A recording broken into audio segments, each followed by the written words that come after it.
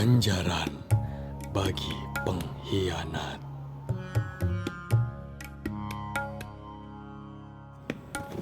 Ketika terjadi perang salib, pasukan Nasrani menyerbu tanah Arab. Pasukan Islam dipimpin oleh Sultan Salahuddin Al-Ayyubi, sedangkan laskar Nasrani di bawah komando Richard, si hati singa yang sangat kejam. Dalam suatu penyerbuan yang licik, beberapa orang tentara Islam terjebak. Semuanya terbunuh kecuali 3 orang. Mereka ditangkap dan dihadapkan kepada Pangeran Richard. Kalian akan dihukum mati. Ketiga tentara Islam itu hanya diam, seperti tak gentar menghadapi gertakan itu. 2 di antara mereka berusia separuh umur, dan seorang lagi masih kelihatan muda. Tinggal pilih, kalian ingin mati dengan cara bagaimana? Digantung, disalib, atau dipancung? Kedua tentara Islam yang berusia sedikit tua itu akhirnya menjadi ketakutan mendengar ancaman hukuman yang nampaknya tidak main-main. Mereka kelihatan pucat pasi mukanya. Tubuhnya gemetar dan lunglai bertumpu di atas lututnya. Sedangkan seorang lagi yang masih muda tampak tenang. Namun semua itu dapat diatur. Masih ada jalan untuk selamat bagi diri kalian. Kalian akan kubebaskan dengan kuberi kesenangan serta harta kekayaan. Tapi dengan syarat kalian harus memeluk agama kami dan menjadi mata-mata tentara kami. Hai anak muda, bagaimana dengan dirimu? Menuruti kehendak kami dengan imbalan kesenangan dan kekayaan, atau memilih mati? Pemuda yang tangannya terbelenggu erat hanya menatap Panglima Nasrani itu dan mulutnya mengucap, Allahu Akbar. Sikap anak muda itu membuat Pangeran Richard murka. Dengan berteriak ia memanggil algojonya. Bangsat! Seret dia keluar dan cincang tubuhnya. Algojo yang tubuhnya tinggi besar dengan kasar menyeret tubuh pemuda yang tak berdaya itu keluar. Dimasukkan tubuh pemuda itu ke dalam sebuah tong dari kayu yang bagian dalamnya dipasangi paku-paku. Tong itu ditutup rapat-rapat, kemudian digulingkan dari atas bukit. Kedua kawannya disuruh menyaksikan jalannya hukuman mati itu. Ketika tong yang berisi pemuda itu sampai di dasar bukit dibuka, kedua kawannya memekik ngeri melihat keadaan anak muda itu. Seluruh tubuhnya bersimbah darah dengan luka bagai dicabik-cabik. Sudah kau lihat nasib kawanmu itu? Kau ingin nasib seperti dia atau memilih kehidupan yang mulia? Aku ingin hidup mulia. Bagus. Jadi kau mau menuruti permintaanku?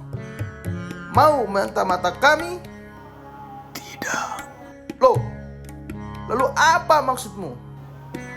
aku ingin hidup mulia di sisi Allah. Allahu Akbar. Tua bangka kurang ajar. Kau lihat saja nanti. Dan kau, yang satunya lagi, bagaimana dengan keputusanmu? Tentara Islam yang satunya, yang berumur agak muda, dengan gemetar dan badannya membungkuk-bungkuk, ketakutan maju ke depan. Saya mohon ampun, Tuanku. Saya akan menuruti kehendak Tuanku. Hahaha, bagus. Bagus. Artinya kau mau memeluk agama kami dan menjadi mata-mata tentara kami. Benar tuanku. Saya sebetulnya memeluk agama Islam, hanya ikut-ikutan saja. Saya berperang membela Islam juga karena dipaksa tuanku. Betul demikian? Betul tuanku. Hati Panglima Richard sangat girang mendengar jawaban itu. Kemudian ia berteriak, Hai pengawal, beri dia pakaian yang bagus dan mulai sekarang ia kuangkat menjadi mata-mata kami. Ampun Panglima, sebelum dia diangkat menjadi bagian dari tentara kita, apakah tidak lebih baik kita uji kesetiaannya? Apa maksudmu? Dia harus berani membunuh kawannya sendiri untuk menguji kesetiaannya pada kita. Hamba bersedia tuanku. Hamba bersedia melakukannya. Maka pengawal itu membuka pengikatnya dan memberinya sebuah pedang. Dengan mata menjijikan, pengkhianat itu mengambil pedang yang disodorkan kepadanya dan dengan cepat dihunjamkan ke perut kawannya sendiri. Kemudian diulangnya berkali-kali. Gugurlah syahid itu dengan memekik, Allahu Akbar, Allahu Akbar. Pengkhianat itu kemudian maju ke depan sambil tertawa sinis. Percayakah tuanku sekarang? Dan hamba kini menyatakan diri untuk menjadi pengikut tuan. Pengawal, ajak dia ke tempat penjamuan dan perlakukan dia dengan baik. Mohon sebentar tuanku, tidak sepatutnya orang ini diberi penghormatan seperti itu. Apa maksudmu?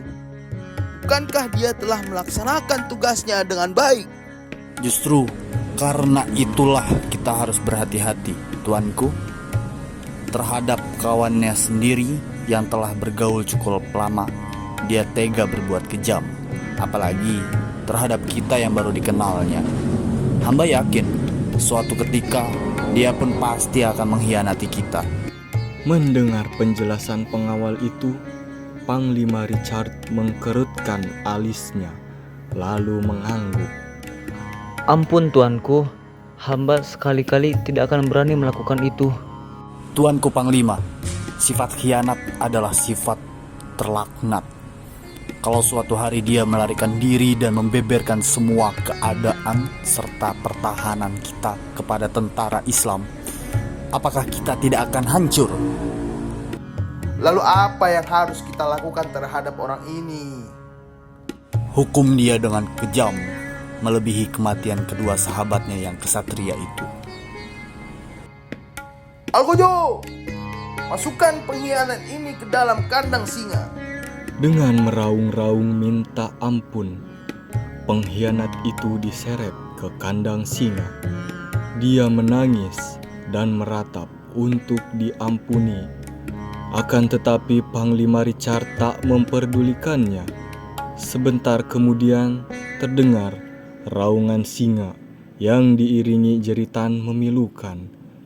Tubuh pengkhianat itu dicabik-cabik oleh singa yang nampaknya sangat kelaparan. Sengsara dia di dunia dan sengsara pula dia di akhirat.